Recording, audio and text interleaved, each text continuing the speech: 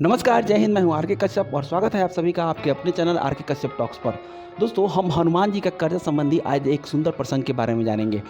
राम जी लंका पर विजय प्राप्त करके आए तो भगवान ने विभीषण जी, जामवन जी, अंगद जी, सुग्रीव जी सबको अयोध्या से विदा किया। सबने सोचा हनुमान जी को भी प्रभु विदा करेंगे, लेकिन राम जी ने हनुमान जी को विदा ही नहीं किया।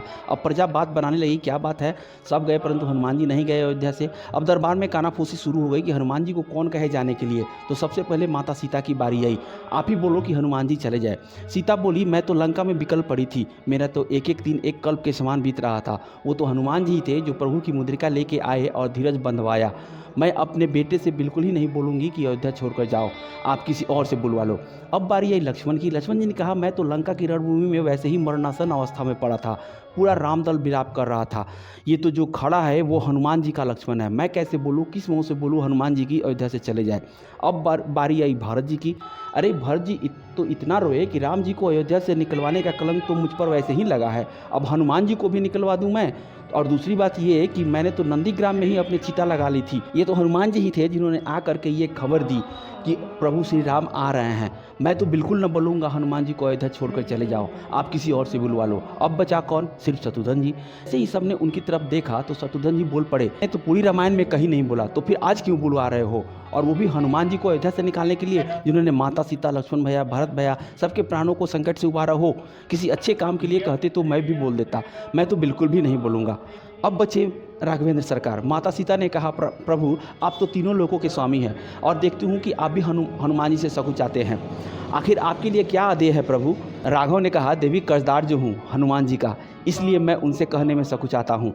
राघव ने आगे कहा, हनुमान जी का कर्जा उतारना आसान नहीं है, सामर्थ्य राम में नहीं है जो राम नाम में है, क्योंकि कर्जा उतारना भी तो बराबरी का ही पड़ेगा ना। यदि सुनना चाहती तो सुनो, हनुमान जी का कर्जा कैसे उतारा जा सकता है। पहले हनुमान विवाह करे, लंकेश हरे इनकी जब नारी, मुद्री लय रघुनाथ चलय, निज पौरुष लांघी अगम्य जेवारी, आई कहे सुधि सोच हरे, तन से मन से होई जाए उपकारी, तब रघुनाथ चुका वहीं सके, ऐसे हनुमान की दिव्य उधारी। देवी इतना आसान नहीं है हनुमान जी के कर्जा को चुकाना। मैंने ऐसे ही नहीं कहा था कि सुन सुत तो ही उरिन मैं नाही, मैंने बहुत सोच विचार कर ही कहा था। लेकिन यदि आप कहती हो तो कल राज्यसभा में मैं बोलूँगा कि हनुमान जी जो कुछ भी मांग लें और कर्जा से मुक्त कर दें। दूसरे दिन राज्यसभा में सभी एकत्र हुए। सभी बड़े उत्सुक थे कि हनुमान जी क्या मांगेंगे और राम जी क्या देंगे। राघव ने कहा, हनुमान सब लोगों ने मेरी बहुत सहायता की है और मैंने सबको कोई ना कोई पद दिया है। विभीषण, सुग्रीव को क्रमशः लंका और किष्किंधा का राजपद, अंगद को युवराज पद, तो तुम भी अपनी इच्छा बताओ। हनुमान जी बोले, प्रभु आपने जिनके नाम गिनाए उन सबको एक एक पद मिला है और आप कहते हो तय मम प्रिय लक्ष्मण ते दूना, तो फिर यदि मैं 2 पद मांगू तो? सब सोचने लगे कि हनुमान जी भी तो ठीक ही कह रहे हैं। राम जी ने कहा, ठीक है मांग लो। सब लोग बहुत खुश हुए, आज हनुमान जी का कर्जा चुकता हुआ। हनुमान जी ने कहा, प्रभु जो पद आपने सबको दिए हैं उनके पद में राजमद हो सकता है, तो मुझे उस तरह के पद नहीं चाहिए जिसमें राजमद की शंका हो। तो फिर आपको कौन सा पद चाहिए? हनुमान जी ने राम जी के दोनों चरण पकड़ लिए। प्रभु हनुमान को तो बस यही 2 पद चाहिए, हनुमत सम नहीं कोऊ बड़भागी, नहीं कोऊ रामचरण अनुरागी। जानकी जी की तरफ देखकर मुस्कुराते हुए राघव बोले, लो उतर गया हनुमान जी का कर्जा, और अभी जिसको बोलना था सब बोल चुके हैं, अब मैं बोलता हूँ उसे सब सुनो। राम जी भरत भैया की तरफ देखते हुए बोले, हे भरत भैया, कपि से उरिर हम नाही, हम चारों भाई चाहे जितनी बार जन्म ले लें हनुमान जी के ऋण से उरिर नहीं हो सकते हैं।